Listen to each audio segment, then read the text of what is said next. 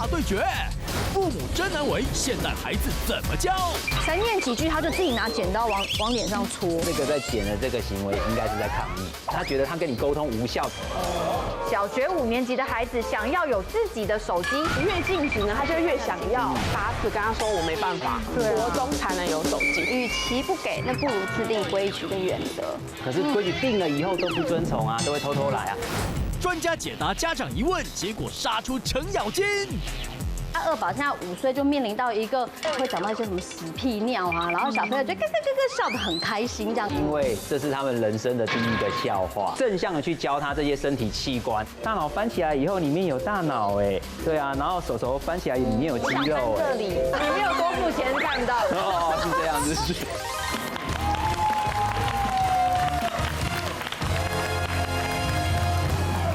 欢迎收看《女王大人》。晚上好。到底这孩子成长过程中，哪些事情我们该积极介入，而哪些事情我们应该顺其自然，让他自己发展？到底该怎么办？我都给。我们一起来集体治疗，我们来集思广益一下。欢迎我们今天的来宾，就在我们这边，罗美玲、杨千妹，欢迎两位。再欢迎郭婷宇、林可彤。哎呦，好久不见，亲子专家王洪哲。还有好久不见的王洪哲，还有我们的3位人气亲子网红，海伦、陈燕婷、Ellie。哎呦，欢迎3位。我们现场其实我们对台湾是很有贡献的，对不对？对。他们光4个来宾，先不含我们，光这4个就生了9个。对啊。哦，这4个就生了9个。对，真的很贡献呢。哦，然后我2个，你2个，我们现在就已经13个了。哦，王洪哲2个，已经15个了。来，把比出来，2个，看到没有？真的，都2个以上哎。怎么样？这边一个学校太有贡献了，太有贡献，给自己鼓励一下。先讲一些相关数据好了。有什么数据呢？根据2024年台湾亲子观察报告指出，有超过70%的父母坦言自己在管教上尺度拿捏，这个一直在反复挣扎啊，所以会有很沉重的压力。但是在青少年的族群里面，有57%的孩子认为父母太爱管了，但也有将近40%的小孩表示，我爸妈都不太管我啊，其实我有点失落。你这会有点刻板表演。对，我就是讲。然后就耍白脸这样。对。不太管了就这样。对。管太严怕孩子压力过大，管太松呢又怕孩子觉得他怎么会没规矩？哎呦，好难哦。没规矩，对不对？面对越来越有自我意识的00后的孩子们，现在的父母，哎呦，到底该如何拿捏才能恰如其分，进退得宜？我们现在一开始就直接我们开门见山，好吧？我的节目好话就少，直接来。节目好话就少。女王大调查。好，教养大不易，孩子如果有这些情况，你该怎么办？我们整理出网络上讨论度最高的几个题目。好，来，弟弟，儿子读小5，最近他跟我说，最近他们很多同学都有自己的手机了，那我也可以有吗？小学5年级的孩子想要有自己的手机，这个要求我该同意吗？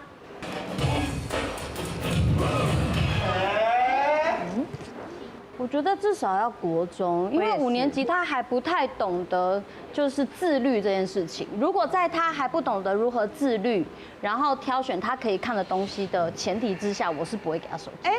我已经44岁，我也不自律哎，我晚上很常滑手机，所以我没收，所以你的手机你老公要没收，要没收。不好意思，我不知道林可彤为什么会优先举手了。其实这就我们的现场来看，其实你就是问题家长，你知道吗？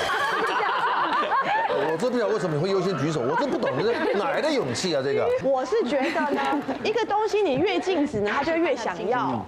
然后不如呢就放宽心让他用，然后给他一个规则，然后看他可不可以遵循。因为我很讨厌这样，你不要，你不准，然后最后他一直很想要，然后2个人就为了这件事情不开心。那当然我现在小孩是7岁1年级，他还没有手机，那他只能偶尔用我的。然后但他也会跟我说他的同学都有了，但我觉得现在好像有点7岁就有了哦，已经有人有了。太早了啦，应该没有了，不可能都了。可能是有些家长会觉得他要接送的时候，他好像需要跟他联络，所以就给他用一个好像有一种抠机，类似可以讲话、可以对话的，对，或者有个手表是可以一直对话的，有啦，对。可是可是我觉得11岁，如果他真的有很需要的话，可以好好沟通，让他用，而不是完全的禁止他这样。可被你讲的有一点，我看自己很中间呐。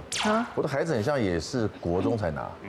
而且你孩子真的够自律啦。我后来其实也还好。为什么不可以哦？太早啦。因为我们其实很早，我在我儿子大概1年级的时候就已经先跟他讲说，将来如果要有手机，那是国中以后的事情。是，因为我会常常在生活中就是一直灌输他一个观念，就是说，你看这些人有了手机之后，他好像进入另外一个世界，他都不理你了。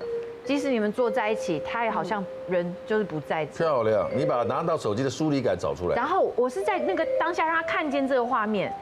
所以我也会跟我老公都尽量不要表现出这个样子。OK。那恩典有没有跟你讲说他们班同学？他最近就在跟我讲，然后他也在开始洗脑我，他就一直跟我说：“妈妈，我跟你讲，那个谁谁也有手机了，然后那个谁谁谁也有手机。”我说：“哦，真的哦。”那你有没有觉得他们用手机的时候都不太理你？他就说：“对。”然后我就说：“那我们还是再大一点的时候再拿手机。”他说他知道。所以你们有共识了。当然还是会一直说服我也会一直说服他，只是我线就是不会放。郭婷，因为我就算不给他手机，阿嬷也会给他。对。你们是3代同堂的。对，就是因为我大儿子主要是妈妈帮我顾嘛，然后因为阿嬷就是只要小朋友想要就会一定会都是阿嬷的错。对。然后我后来想一想，其实一开始我也是不太赞成，但是后来我发现，如果给他手机，假如比如说国小5年级好了，他要出门。或者是他要做什么，他还可以拍个照给我看一下，看他有没有骗我。你会不会就提早教育他，提早骗你了？我们已经可以不用陪他。就是因为现在有时候我们要做什么，不是都会拍个照，或是手机可以定位或干嘛嘛？我是觉得这个感觉好像有一点，比如说像我跟我老公就会互相定位，就是一个安全，也是就像你讲的，你越限制他，他还是会想尽办法。对。而且他一直用我的手机，我要用的时候，对啊，我要用的时候，我就说你就拿你的去用这样子。了解。对啊，这是不是也是省麻烦的概念？海伦怎么说？我小孩是国小4年级，那他们班很多同学是有了手机之后，学校不能带嘛，所以他们就一出校门一下课就在门口猛用。那他也看到那些同学可能连过马路都在用手机，小4哦，所以我是打死跟他说我没办法，国中才能有手机。他也看到那个状况，他看到了，漂亮，他看到了。对，然后也看到那些同学开始戴眼镜，然后功课变差，因为他们会开始下载一些 APP。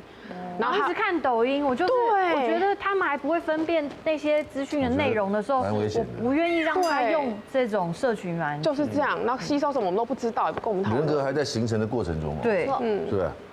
我觉得我的想法会跟我爸妈给我的想法一样，一个还有可彤的想法一样，与其不给，那不如制定规矩跟原则。他制定规矩是很厉害的。对，制定什么规矩？就像我妈以前的，我有跟我妈要过手机过，我妈就问我说：“好，那你给我一个，像是我们家比较法律系，就是1、2、3、4，举例第1点、第2点、第3点、第4点，结论为什么要拥有手机？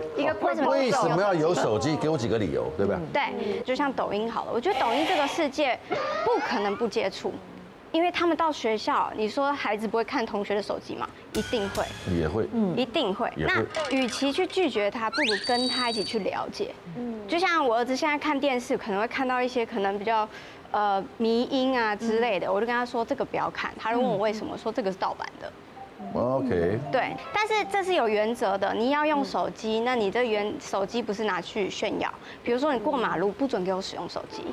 当我发现了，或者是睡前正在用手机，那我就收走。漂亮。对，但是你可以使用，是因为我基于我信任你。哎呦漂亮。对，我也想要跟你一起分享，我想跟你一起知道说，你在流行什么，我也要跟你一起。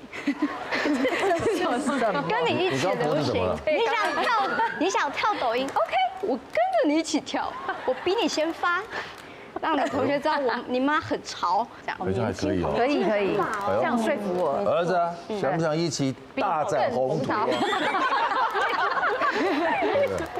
我有担心到一个点是，怕他去学校的时候会不会他会觉得自己是异类，就是为什么大家都有，然后变成他没有之后，其他的朋友就会跟他说：“啊，你没有手机。”这是我会比较担心的。他如果从其他地方可以得到乐趣的话，他应该比较不会觉得这个是一个对对，尤其你看，你就不是希望他接触大自然。对啊，所以就变成是现在这个是可能2岁的时候，我现在就要开始培养他去做其他的，比如玩土啊、玩沙，找到好玩的事情，大于大自然。把手机买起来，然后一起找，看谁先找到手机。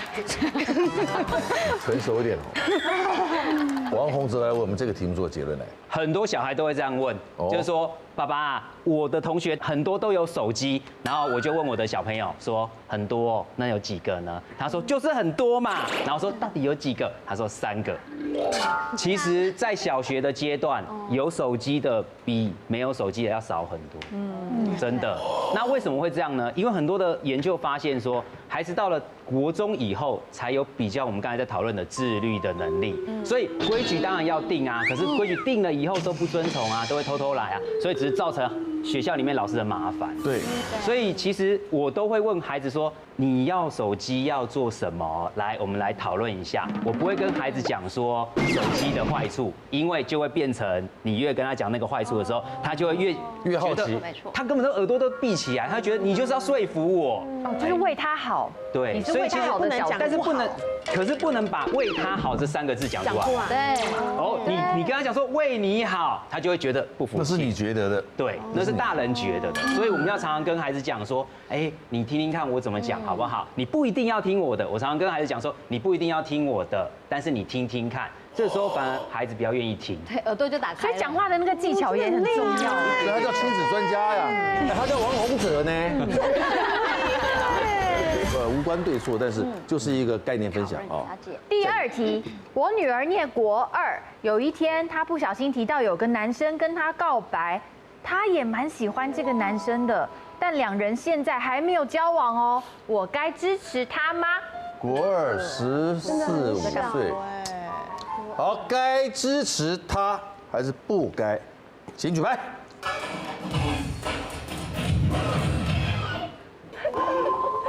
怎么了？在挣扎中带入自己的情绪了，是不是？真的好难哦。女儿啊，奇怪，儿子，如果题目换成儿子嘞，你就随便了吗？随便他，太帅了，赞成。就帅，那儿子就帅，女儿就不帅。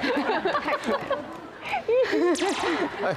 太小了是吧？对啊，太小了，都还什么都不知道啊。你确定他什么都不知道？我自己喜欢一个男生，跟我妈妈讲是我国3，那也不差1年。所以我有点那种不知道要不要接受的感觉。因为我跟我妈讲，我妈也没有拒绝啊，也没有说不好啊，但是也没有说 OK， 因为她怕我不跟她讲，这问题比较大。哦，那你国3的确也跟一个男生走得很近嘛？对，蛮近的。然后就走得比较近，走路比较近而已。有牵吗？没有，就是可能组队的时候会跟他同一队这样子。我们大部分都是赞成的啦，其实。感情这种事情就是越拒绝他，怎么跟刚刚一样，越说不要，他就会越好奇。哦，这就是欲望嘛。对，对不对？然后我觉得也支持他去认识那个男生，但是不是支持他们怎么样的去谈恋爱，应该跟他说他这个年纪可以喜欢人，可以跟他一起发展共同的兴趣，一起去把功课做好，如果一起喜欢画画，一起喜欢看什么展览，妈妈也可以带你们一起去。我觉得是可以支持他们这样子的交往，但是也要告诉他们怎么办？就是我就是很怕小女孩会被骗啊，比如说如果她进一步的跟你要身体，对啊，那你就要说 no 啊，你现在真的太小啊。谁会回来说妈妈他跟我要身体？哪个孩子会这样讲？搭个肩膀可以，但如果他要摸你哪里就不行啊，或者是他想要看你的哪里就不行啊。就是我觉得是要让他们正常的交往清楚，但是不可以有身体上面的接触，不然这真的是这也是性教育的环节。对，不然真的是太小了，有点。对不对？担心。像我自己以前，我如果有那种恋爱感觉啊，我妈越限制我，我就越不想告诉她。对，我就觉得你就是要管啊，我就是不想告诉你。但是如果现在我遇到这个状况，反而我会跟他聊，我还可以更知道说这个男生怎么样。然后你刚说的那个，我觉得还蛮棒的，就是他们可以一起去发展他们一起的兴趣。比如说，好像我喜欢唱歌，我们就可以一起去唱歌啊。然后你跟彭正不就这样在一起的？对，就是这样在一起吃美食啊之类的，然后培养共同兴趣，反而说不定一起写功课、一起念书，反而成绩更好。哦，因为我们这边都是儿子多，对，然后对啊，这有女儿的其实只有我们各一个，他2个，然后他有2个。这是该我好好讲话发表一下了吧？哦，你说说。好。我印象很深刻，我在小学的时候我就有感觉喜欢的男生，但是因为那时候我爸妈管得比较严，所以我根本不敢跟他们聊。国小、国中、高中都还是有喜欢的男生，但是都没有被干嘛哈，没有被解决或什么，就是真的到18岁才什么叫被解决啊？我们有谁关心你被解决？我讲，我的意思是说，交第一个男朋友初恋是到了18岁进大一的时候才交。那时候我爸爸就整个是崩溃，因为他就觉得说，怎么可能在我军事化的管控之下，你怎么可能交得到男朋友？就是密不透风，密不透风哦，怎么可能交？所以回归到我现在自己当妈妈，我就想要开明一点，因为你再怎么防不胜防，他想要偷偷的去，你知道吃一点点的禁果，他还是会这样做。所以呢，我的小女儿她现在其实5岁，她在学校老师就有跟我说，她有交一个小男朋友，那我那时就噔，我就开始眼睛睁大，说哦是什么小男朋友？我就开始听老师娓娓道来，他就说可是哦他们是很正向的发展哦，譬如说最近他们对真的正向发展，为什么嘞？就是他们最近要毕业生致辞嘛，那因为我们家妹妹就是因为看姐姐是。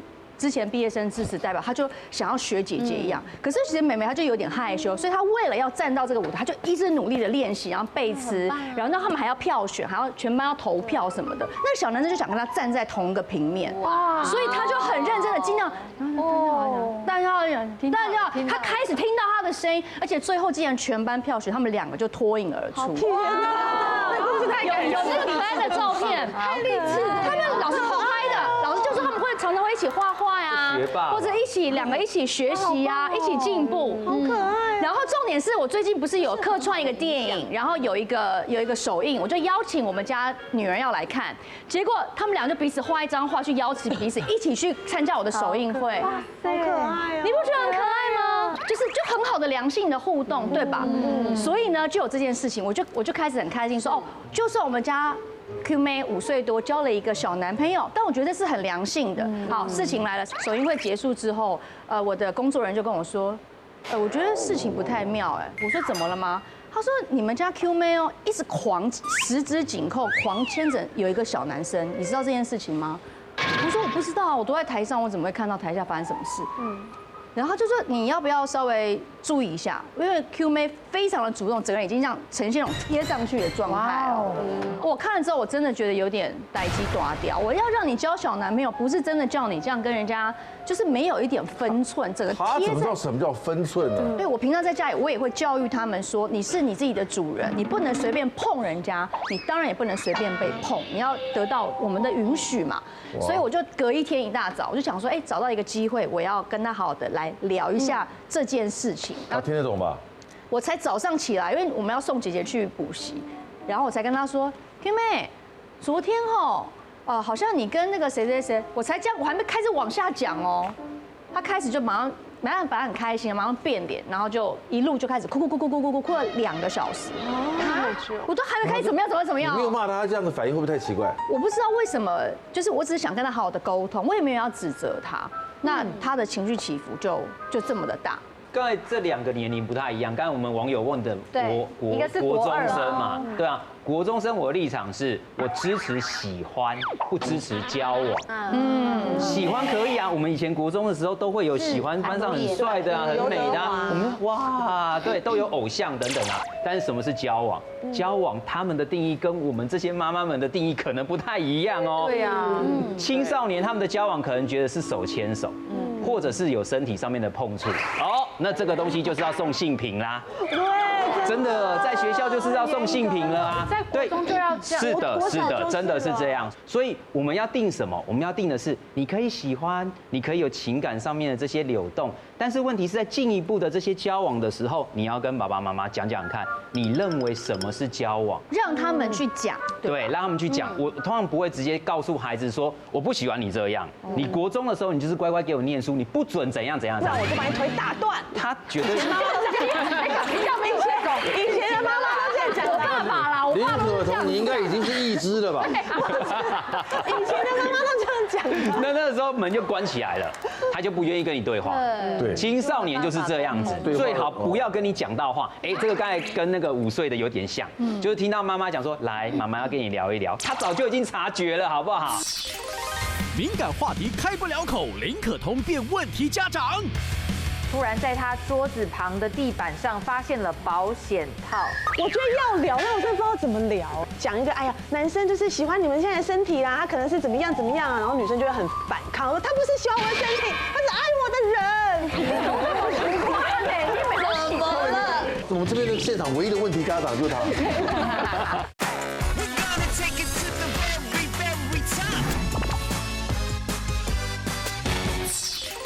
来，妈妈要跟你聊一聊，她早就已经察觉了，好不好？对啊，你要跟我聊什么事情？我最近有什么事情？不过刚才5岁，我觉得比较不用紧张的一件事情，就是说，我们反而要教妹妹一件事情，就是她如何好好的去跟人家相处。你可以跟她讲说，你这样子拉着她，她反而比较不舒服所以你可以用讲话的那个方式，或者是跟她有点保持距离的，你不要直接批评孩子说，你不要那样子好不好？你这样很丑女生怎么可以这样子啊？这个时候孩子又不听你的啦。了解，了解。哇，我都刚好是女儿，而且正在青春期，我女儿好像不用太担心。你女儿很特别，她长得又这么漂亮，你该担心的。你也知道男人多坏是吧？怎么指着他？我是说普天下的男人，比如说我接触到的也不尽头，你也知道男人，你也知道男人多坏吧？你是吧？还煽风点火，对不起。好，我们就正视这个问题，我们揭露这些现象，让大家自己思考一下，因为它各有各的说法。对。但今天题目挺好，但都是父母难为的事情。真的难为最后一题。最后一题喽。我是单亲爸爸，我女儿高1，要来高中了。有一天，我突然在她桌子旁的地板上发现了保险套，我脑子一片空白。我相信我女儿是不会做逾矩的行为，但我该跟她聊这件事吗？该聊。这一定要聊的。不该聊。要聊。请举牌。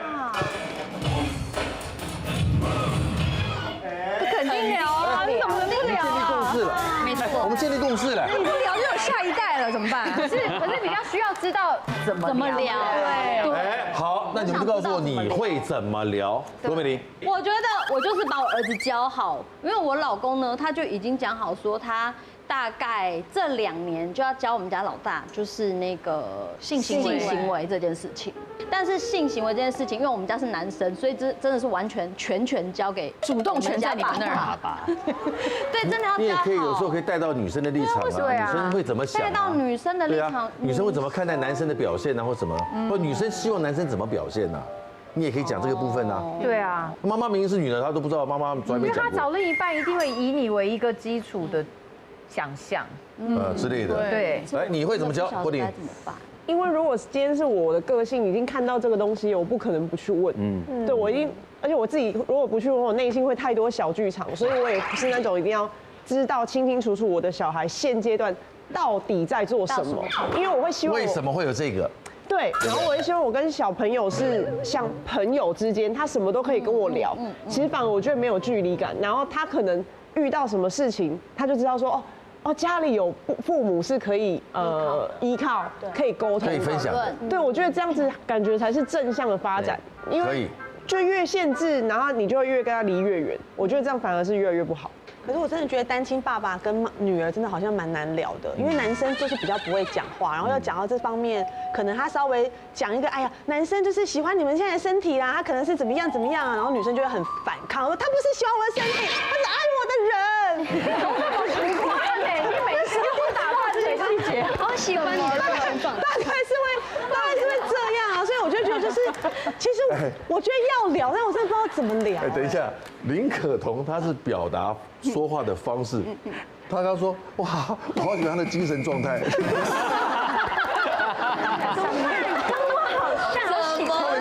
你觉得他精神状态是什么？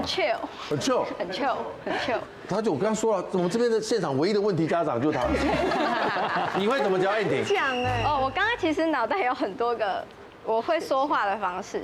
如果直接去问他不太对，我就想那幽默的，他说你想要让你的变有钱吗？因为人家不是说钱包放保险套是发财的象征。有吗？有啊，有一种说法。对，好像网络保上有一险套放种说在皮包里会变有钱。有财富进来的那种感觉。还是那是男生的借口，被发现的时候就编了一个话。其实我这个说法，我刚刚瞬间的想法是这样。另外，我觉得有一个点是，像我妈妈都会跟我说，以前我妈妈都会跟我说，那女生的话，你会希望男生怎么对你？因为我其实国中的时候就交男朋友了。那时候我妈的方式是，她知道我交男朋友之后，她是带我跟我那个男朋友去咖啡厅读书、吃饭、聊天。很不错哎。对，她让这个关系，她说哦，你们既然是男女朋友，那好，那你们觉得对方现阶段在你们生命当中是什么样子的一个角色？对，然后跟哇，你那时候有这么成熟哦？我妈是用就是朋友之间的语气，你听得懂吗？她那时候听得懂，因为我们家从小是这样，所以导致我现在跟我儿子的说话方式也都是这样子的方式。对，所以我可能刚刚那个题目，我的想法会是哦，发财，但是去用这样去套关系这样。Annie。因为已经是高中生了，然后我可能会跟他找一个私密的空间，就是属于我跟他母女的空间，然后可能放一些轻松的音乐，就是整个环境是 chill 的，像可能这样很 chill， 点个舒服的蜡烛，对，有点姐妹对话的感觉，放个轻松的音乐哦，姐妹对话。对，今天有没有气氛？认识一些哪些男生？要不要跟妈妈分享一下？然后他可能会慢慢聊出他的想法，因为女生之间会比较有那个温度。你应该不会问他说，这是你用的第几个？太心太犀利了吧？这样子。还有呢，我推荐别排。那下次0.3的那个不好用，今天自入吗？先讨关系啦，先讨关系，这样也很不错。会有母亲跟女儿说，我推荐别排。我刚刚有一个想法，因为我真的走得很前面，对吧？毕竟小朋友5岁，他们就有这方面的问题。那因为我自己本身，像我跟我小孩在聊天的时候，我都会带着一种我们一起来学习的心态。所以刚看到那一题的时候，我的想法是我应该是在国中的时候，因为国中一定会碰到男女之间感情的问题，不要等到高中。我可能之前就会先把保险套撕开来，让他看一下这是什么东西。就是我会跟他聊所谓的勃起、阴茎，或者是阴道。就是我会把这些东西，因为我有看过一个说法是，你不要用那种什么鸡鸡、妹妹、弟弟，不要，就是你就直接称谓说他叫什么。所以我从小的性教育就是我会很早开始，所以保险套这件事我不会等到他高1掉，所以我会之前就让他知道说这是要干嘛用的，他要怎么使用。但是女生你一定要保护自己，就所有的一切，我要让他都提早准备，比那个人不管是要怎么带他还是怎么样，他喜欢的男生一定他都要超前理解。专家解答家长疑问，结果杀出程咬金。他2宝现在5岁就面临到一个会讲到一些什么屎屁尿啊，然后小朋友就咯笑得很开心这样。因为这是他们人生的第一个笑话，正向的去教他这些身体器官。大脑翻起来以后，里面有大脑哎，对啊，然后手翻起来里面有肌肉哎，你没有多付钱是看不到的。哦，是这样子。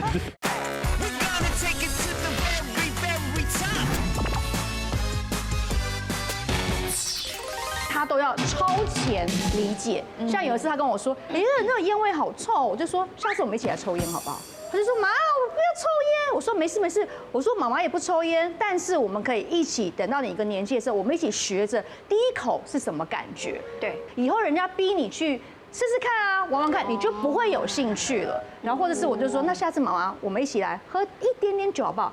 啊，可是都像你这样喝醉怎么办？我说那你就要感觉什么是酒精。你常喝醉给他看吗？不是啦，就他一定看过你日常生活所有的面相嘛。对，所以我的意思是说，你可以自己先感觉一下。我也喜欢你的精神状态。没有啦，我真说话方式，不是精神状态。精神状态就是真的，你要跟着孩子一起去学习，他就不会觉得好像这是你知道吗？亚当跟夏娃，它是一个禁忌，他就觉得很 open 啊。这边比较内向的妈妈来，海伦。我应该是会跟他讲说，哎，你不错哦，你还知道用保险套，这样子开。可是这样就是你会这样讲过了。我是没有女儿，但是他了吗？我觉得不是哎，因为他会跟你讲，他会突然会跟你很多话题，哎，那不是我用的啦，或者是说，哎。真的愿意跟我把心结打开，因为我是男生呐，因为我不是单亲爸爸嘛。我怕他不愿意跟我讲，他先让他知道说，妈妈看到这个的时候，我的反应是，其实我是开心你的，对，我是愿意接受你。你这起码有个保护自己的想法。对，我的意思是这样。非常好。这里真的太难了王宏哲可以做结论了，我觉得差不多有结论了。我会跟孩子讲，真正的爱是不会让对方受伤害。我会讲这句话。好难。因为如果怀孕是彼此的期待，我觉得不要到怀孕。来押韵，来押韵。我觉得光是性行为这件事情，未成年就是让对方受伤害了。因为他会被家长骂。然后呢，你们要躲躲藏藏的，对，然后而且还是犯法，等等这样。不管你家的是儿子还是女儿，你都要跟他讲这句话。然后另外一个就是，很多的孩子都会觉得我爱他，所以我要把身体给他。对，这是一个很普遍的。这是我们在性教育里面常遇到的。我们调查过很多青少年孩子都会主动的说出这句话：你不是爱我吗？所以我们应该要再更进一步，就会这样子。那应该要怎么回对方呢？所以他必须要脑袋非常非常清楚，父母要教他说，对，可是因为我很爱你，所以我不想要害你。对，好了，接下来我们想要问的是第2个环节。教养大不易。爸妈出手后，结果反而跟我想的不一样。我们家3个宝贝，9岁、5岁，然后一个是1岁嘛。那我们家大宝是一个非常自律的处女座，所以你大概跟他调整一下方向，他是可以回归到正轨的，就跟这种马一样。对，就是你，如果他没有觉得他中间就是有什么闪失，爸爸稍微跟他讲一下，他是可以纠正回来的。但是我们家2宝现在5岁，就面临到一个，我真的。他是我们家，我真的不知道该怎么教他的一个头痛人物。像他就是现在，比如说有一些影音嘛，他们会讲到一些什么屎屁尿啊，然后小朋友就咯咯咯笑得很开心这样子。然后我就跟他说，其实我们就是在家里就算了啊，你如果在外面的话，其实人家会觉得我们家好像都没有教养。上次我那一天是刚好出去工作，然后我就跟我老公说，我要回来了。我说好，没关系，他们现在正在罚站。我说又发生什么事？没有啊，他们2个就在那边讲那个屎屁尿，然后就咯咯咯笑得很开心啊。我就已经跟他讲2遍了，事不过3。然后到了第3区，他们还在笑，然后他就说好，请去罚站。老大是觉得对这种真的不能常挂嘴边，可是2宝他不懂。然后我们就想说，到底要怎么治他？刚好碰到那个端午连假，他就说没关系，那我们要爱的教育。我从现在开始，我不打，我也不骂了，我们来罚写。今天你们起床呢，我们就罚写100遍。然后我老大就觉得为什么他也要被罚？他说没有办法，因为你们2个是一起的。当然写了大概1个小时吧，手酸了。他就说我不想写，就开始耍赖。他说可是因为你做了不对的事情，所以要罚写，还是你要继续罚站？他说好，那我罚站，然后就是用那个时数去抵，结果站一站不行他说脚有点酸，我可以倒立吗？哇塞，还加码，哇塞！那有一次呢？他还有一个阶段是会动手，比如说那一天我急着要去上班，我就说今天妈妈，我前一天就先跟他讲好了，我隔天妈妈要上班，爸爸一大早就出门，所以就必须我的出门时间你得跟我一起出去，然后就说好哦，已经讲好了。隔天我想说8点了，我们要出门了，你准备好了吗？然后他就一直坐在那边，然后也不起来，然后我就说你如果不起来的话，那还是你今天就不要去上课了。你就在家里，然后电视也不能看，然后我就要出门喽。然后他就开始发脾气，他就这样哇，就整个崩溃，就给我打书包、打沙发，我不要去。然后我整把火就起来了，我就直接，你刚刚哪一只手打沙发，你又来了，然后我就直接把他那个打沙发的那只手打下去。你不去就算了，那你以后都不要去了，我就直接甩门就走。他说妈妈不要，我要去。哇，终于起来了。他就背着他的书包，然后就是一边哭，然后一边穿鞋子，我要去上学。然后我就理智先断掉，我就打下去的时候，其实我很烦，我很后悔，可是我又不想带着这个一整天的心情，我真的不想要带着这个心情去排戏。当妈妈已经很苦了，你3个儿子对，然后我又不想带着这个心情去排戏，你知道，就是从我们家22楼到1楼，我好不容易火熄下来了，然后到了大厅，我把它放在公园椅上面说，弟弟，对不起，我不应该动手打你。但是我今天真的，你让我很生气，你不应该动手什么什么的。然后我就先跟他和好这样子，然后好啊，这样就算了，对不对？我以为结束了哦。他去学校之后，他就可能跟同学聊天，不知道怎么聊的，他就说，你们以后不要去我家哦，因为我爸爸很凶，我妈妈会打人。成绩不好怎么办？专家建议这样做。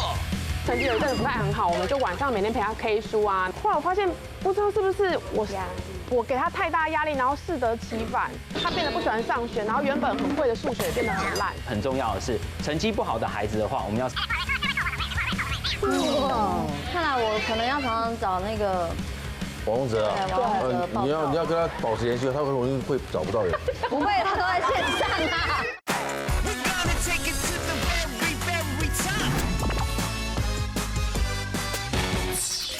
他就说，你们以后不要去我家哦，因为我爸爸很凶，我妈妈会打人。他说的也是实话，也是他，然后变得我老公去接小孩的时候，他就是很战战兢兢的跟我老公说，爸爸，你们平常在家里是不是很严格？他也不敢说你们是不是在家都有打人，他说你们在家是不是都很严格？然后搞得很像我们家是一个什么暴力家庭哎。我说你怎么会这样子去跟老师讲？我好难过哦。学龄前的小朋友很爱讲尿尿、屁屁、大便屎尿屁啊，是因为这是他们人生的第一个笑话。他们可以让人家笑，所以他们一直去做这件事情。解答只有一个，就是没有观众，或者是教他正向的去教他这些身体器官啊，或者说什么，像我们常常就用一些绘本啊等等啊来教小朋友，像这个。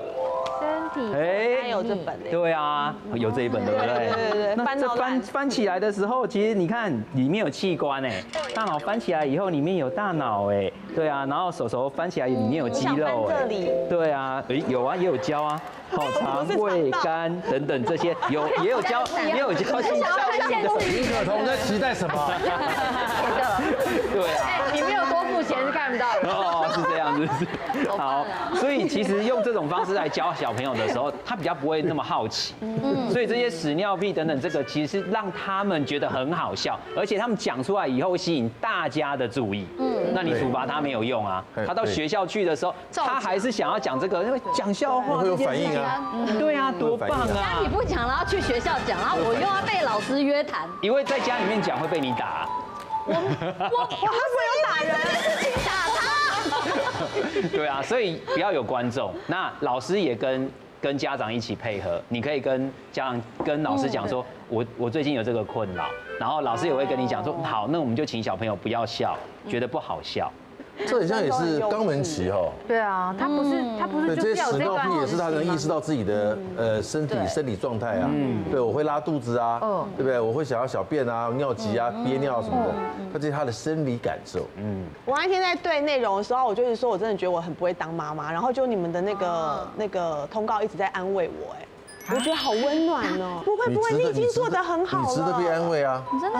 谁都想安慰你啊！真的吗？对，你的精神状态，你的精神状态太值得来跟我们分享了。因为我是一个性情中人，你知道吗？因为我有事情都会很容易很大的反应出来。对你刚刚那些琼瑶式的表达，我们都有看到。对，然后我老公是一个很平静的人，所以他一直跟我说，你不要在小孩面前表现反应这么大，歇斯底里。对。我也没有歇斯底里，我只是说拜托不要，小心。你看歇斯底里吗？可是小孩不停寻死哎，你知道吗？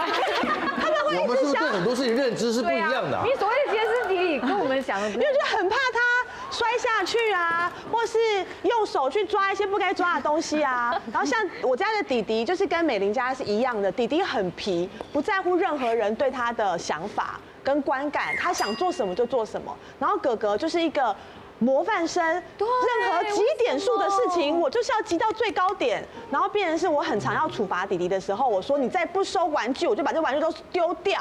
然后我就发现我在骂他的这个过程，哥哥就学起来了。当他们两个兄弟有争执的时候，哥哥就用我的方式骂弟弟，然后我看了就真的非常非常难过，因为他们就是会。他就会说：“你再这样子，我就打你哦！再哭。”可是哥哥平常是一个很安静的人，但他会想要用这样的方式去对弟弟，然后就觉得很心疼，我真的是做错了。你的身教达到效果了。对，怎么办？我觉得你的精神状态很适合当妈妈，超厉害。对啊，没有，我觉得哥哥就是真的是在模仿你跟看你，对，他在模仿，对，一定会模仿，一定会，一定会。而且我觉得有些小朋友会想要在家长面前表现好，对，他也是透过管弟弟这件事情，然后希望妈妈开心。真的，这么感人。对，他会希望说你开心，然后呢，他会希望你不要那么多事情，所以我来管吧。结果 over 了。对，会超过了。你应该要跟他讲说，不是，妈妈知道你想要帮我，你把他的行为讲出来。妈妈知道你想要帮我，但是妈妈教你一个新的方法。对，告诉他说你现在赶快收过去，不然妈妈要生气喽。你没有教他，他就不会，因为他一直在学你是怎么样，他就怎样。看来我可能要常常找那个。王洪哲啊，你要跟他保持联系，他很容易会找不到人。不会，他都在线上，你才是几年这样子。我们家哥哥就是有一阵子成绩没有很好，就开始成绩往下滑。几岁啊？大概我们现在小4，对。然后成绩有一阵子不太很好，我们就晚上每天陪他 K 书啊，然后帮他找一些资料，然后陪他伴读到晚上10点。结果小学生，我想说是不是他没有专心或者什么就不对耶？他反而变得更不喜欢学习。在班上就说肚子好痛哦，然后气喘突然又发作或什么，一直喘，老师还打电话来。后来我发现不知道是不是我给他太大压力，然后适得其反，他变得不喜欢上学，然后原本很会的数学也变得很烂，我就不知道该怎么办啊。这真的，王洪哲，这个应该也是一个求学过程的问题哦。对啊，我们曾经发现过，其实孩子成绩下滑是因为他在学校里面的同伴关系或同侪发生的问题，这是其中一个常发现。第二个，有2个时期。孩子的那个学业或课业会突然变难，一个是小2升小3，一个是小4升小5，因为那个我们现在都是多元的课纲，然后呢，我们现在很重视的是素养，所以他们的阅读能力要非常非常的强。很多时候考试，你看那个现在小学生啊，他们考卷是6面，如果他阅读能力比较差的时候，就算他数学本来很好。可是现在的阅读现在的数学都是在出素养题，他就看不完，他就写不完，成绩就往下掉。所以有时候有些成绩成绩不好是有背后的原因。然后另外一个我觉得很重要的是，成绩不好的孩子的话，我们要设立进步奖。对我常常讲。进步奖是很重要的。如果我们都定一个，好吧，那你这一次就考90分，好不好？妈妈也没有要求很高，听起来好像很合理。但我上次才70分呐，怎么可能到90分呢？提早放弃。所以我们常常就会定说，那我们这一次就进步5分就好。结果你这样跟孩子讲哦，他会进步10分以上。为什么？因为他觉得那个目标很容易达到。比较好。对，所以要设立进步奖，阶段性。对，加油，这是很容易碰到的问题。5岁小孩就叛逆，爸妈真的要注意。他们就开始喜欢有自己的打扮，他会有自己的想法。他就说他要留长发，我就一直跟他们说带你去剪头发。5岁多的老二，他就自己拿医疗级的那种刚用的剪刀，他就自己这样凭感觉就这样剪了。这个在剪的这个行为应该是在抗议，他觉得他跟你沟通无效，这个很重要。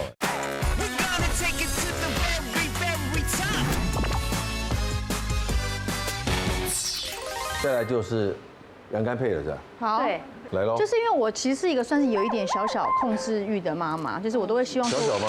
看得出来了，蛮大控制欲的。Yes， 就掌握住，对，肌肉也喜欢吧？我们可以当朋友，对不对？我们精神状况每个我都很喜欢。譬如说，我很希望孩子专注在他们这个年龄层应该做的事情，不要说哎，我今天要穿裙子，我今天要留长发。我希望，所以我都把他们打扮的比较中性一点。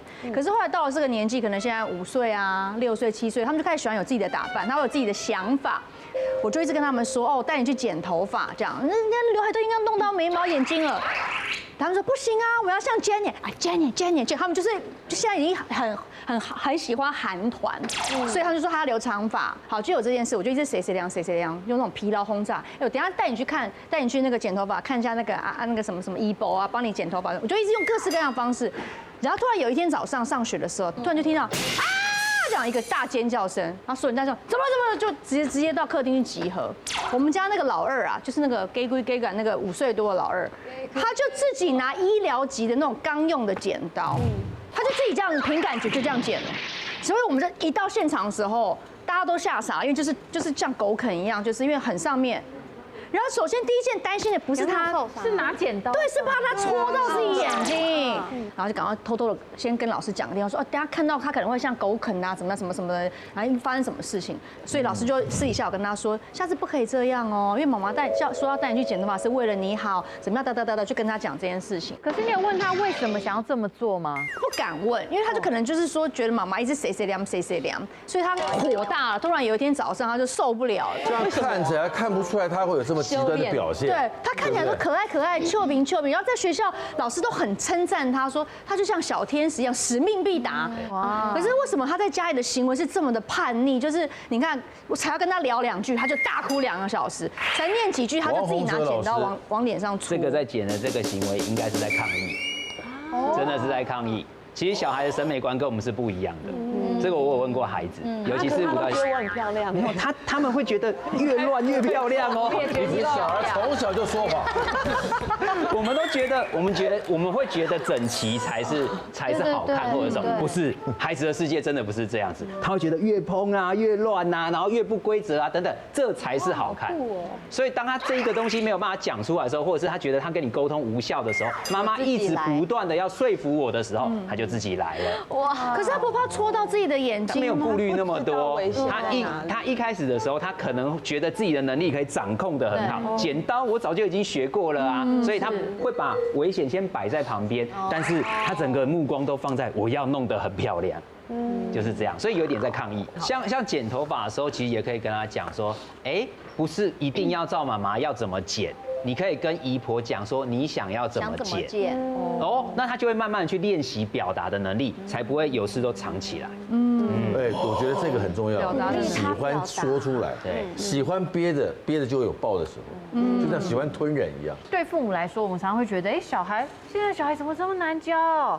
但小孩的角度，他们可能会觉得，为什么我爸妈都不懂我？面对孩子的教育呢，这该管不该管，可能没有一定的标准答案。但请记住，互相理解这个事情。从他不会放心事在里面，他任何喜怒哀乐都想跟你分享。我相信这是每一段亲子关系里面最好的开始。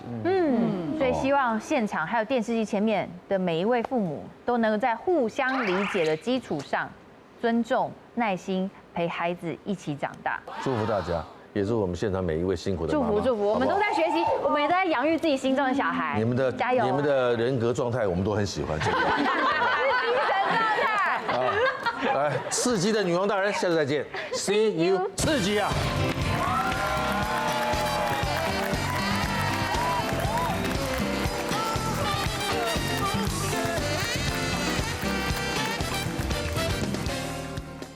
快订阅未来中文台 YouTube 频道，开启小铃铛就可以看到最新的女王大人哦。